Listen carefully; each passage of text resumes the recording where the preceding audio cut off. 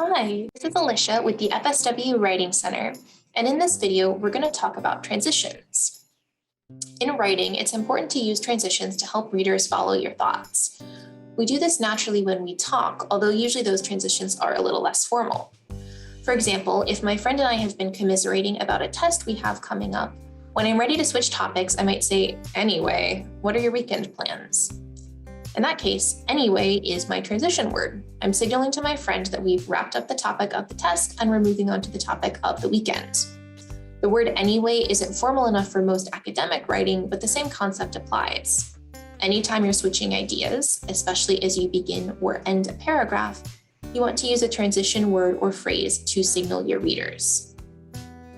You should make sure that the word you pick always fits the situation. On the Writing Center's Paragraph Transitions handout, we have a long list of options for a variety of situations. But for now, here are a few of the most common transitions you'll use.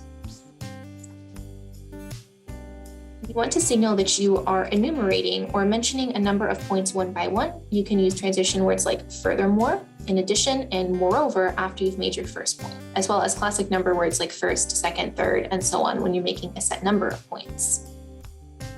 Another common situation is showing contrast between ideas, meaning that two things are opposite. Words and phrases like although, even though, however, nevertheless, and on the other hand work well in this situation.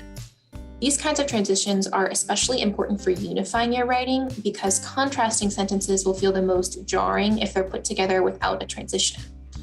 For example, think about how startling it is if I say, "Many people are afraid they will never be able to own a dog due to allergies." Some breeds of dog are hypoallergenic.